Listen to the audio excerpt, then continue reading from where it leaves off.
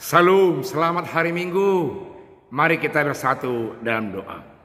Damai sejahtera yang melampaui setiap akal dan pikiran manusia menyertai saudara-saudara sekalian di dalam Kristus Yesus Tuhan kita yang hidup itu. Amin. Minggu ini Minggu Rogate. Firman Tuhan buat kita terambil dari Matius pasal 7 ayat 1 sampai ayat yang ke-11. Demikian bunyi firman Tuhan. Hal menghakimi. Jangan kamu menghakimi supaya kamu tidak dihakimi. Karena dengan penghakiman yang kamu pakai untuk menghakimi, kamu akan dihakimi, dan ukuran yang kamu pakai untuk mengukur akan diukurkan kepadamu. Mengapakah engkau melihat selumbar di mata saudaramu, sedangkan balok di dalam matamu tidak engkau ketahui? Bagaimanakah engkau dapat berkata kepada saudara-saudaramu, biarlah aku mengeluarkan selumbar itu dari matamu, padahal ada balok di dalam matamu? Hai orang munafik, keluarkanlah dahulu balok dari matamu, maka engkau akan melihat dengan jelas untuk mengeluarkan selumbar itu dari mata saudaramu. Hal yang kudus dan berharga. Jangan kamu memberikan barang yang kudus kepada anjing, dan jangan kamu melemparkan mutiaramu kepada babi, supaya jangan diinjak-injaknya dengan kakinya, lalu ia berbalik mengoyak kamu. Hal mengabulkan doa. Mintalah, maka akan diberikan kepadamu. Carilah, maka kamu akan mendapat. Ketoklah, maka pintu akan dibukakan kepadamu. Karena setiap orang yang meminta, menerima, dan setiap orang yang mencari, mendapat, dan setiap orang yang mengetok, baginya pintu akan dibukakan. Adakah seorang daripadamu yang memberi batu kepada anaknya jika ia meminta roti, atau memberi ular jika ia meminta ikan? Jadi jika kamu yang jahat tahu memberi pemberian yang baik kepada anak-anakmu, apalagi Bapakmu yang di sorga, ia akan memberikan yang baik kepada mereka yang meminta kepadanya. Saudara-saudaraku yang kekasih, seusai Yesus memberikan beberapa pegangan hidup tentang orang-orang yang sudah lelah sekali dalam kehidupannya karena percaya kepada Tuhan Yesus, dia memberikan khotbah di bukit dengan berbahagia orang yang sungguh-sungguh lelah oleh karena dilelahkan, orang yang anti kepada mereka yang percaya akan Tuhan kita Yesus Kristus.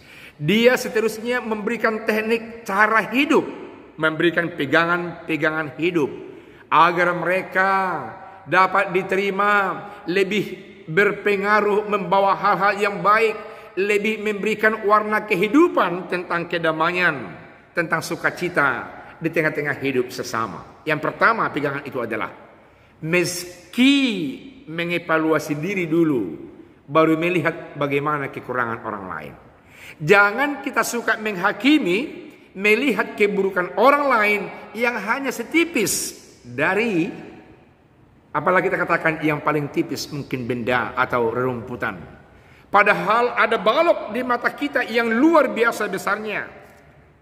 Mana mungkin itu akan terjadi? Karena itu Yesus mengatakan koreksi dan koreksi dirimu, baru kamu bisa mengkoreksi orang lain supaya bisa seimbang kehidupanmu di tengah-tengah dunia ini. Jangan mengejar kesalahan orang lain, padahal banyak di sisi lain kehidupanmu yang membuat luka orang lain dan sekaligus luka hati Tuhan kita Yesus Kristus bersama di tengah-tengah kehidupan sehari-hari. Yang kedua adalah soal kekudusan dan soal kehidupan yang barangkali boleh kita katakan yang tidak baik. Yang digambarkan oleh Tuhan Yesus di sini bahwasanya ada barang-barang yang sangat berharga, barang-barang yang dikuduskan, mutiara, emas, dan sejenisnya. Jika itu diberikan kepada babi atau anjing atau orang-orang yang tidak mengerti akan hal seperti itu, mereka akan membuangnya, malah menginjak-injaknya, tidak akan menghargainya setitik pun itu dalam kehidupannya. Kalau Injil Kerajaan Allah yang dibawa Tuhan Yesus disampaikan kepada orang-orang yang anti Kristus, mereka akan tertutup dan tidak akan menganggap itu sesuatu kebahagiaan, keberuntungan dalam hidupnya. Karena itu, saudaraku yang kekasih, firman Tuhan ini mau mengajak pertama, sampaikanlah berita Injil kepada orang yang memikiri logika yang bisa menyusup kepada iman percayanya.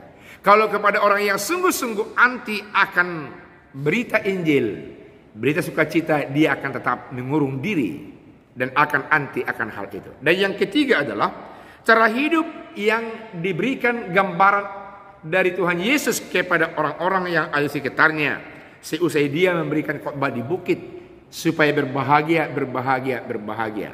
Dia mengajarkan kalau kita mau menerima, meski kita harus mencari. Jikalau kita mau memperoleh, kita meski mau meminta. Jikalau kita mau pintu dibukakan, maka kita harus mengetok pintu yang ada di depan kita. Artinya apa? Kita meski proaktif di tengah-tengah dunia ini. Kalau kita diam saja, lalu kita mengeluh, tentu tidak akan memperoleh. Saudara yang berbahagia, kalau berbahagia dikatakan tapi dengan diam pasif, nggak mungkin akan berbahagia. Dalam banyak hal bisa saja berbahagia, tapi berbahagia yang pasif, berbahagia yang samar, yang semu. Firman Tuhan ini mengajak kita supaya hidup berbahagia meski didukung oleh usaha-usaha yang baik. Yang pertama, jangan menghakimi di antara sesama agar terjadi keharmonisan hidup di tengah-tengah sesama. Tuhan Yesus memberkati. Amin. Kita berdoa. Terima kasih Tuhan atas firman-Mu yang mengajari kami untuk menciptakan harmoni hidup dengan kemampuan untuk melihat keseimbangan di tengah-tengah sesama kami, dan tidak hanya menyalahkan dan mencari kesalahan orang, tidak menghakimi orang, tapi kami mesti cek diri kami manakala ada selumbar di mata kami yang membuat kami terhambat untuk melihat yang baik, demikian juga yang tidak baik. Tuhan mengajarkan kami agar kami sungguh-sungguh mampu mengenal apa yang berharga dan mampu untuk menempatkan dan memberikan kepada siapa.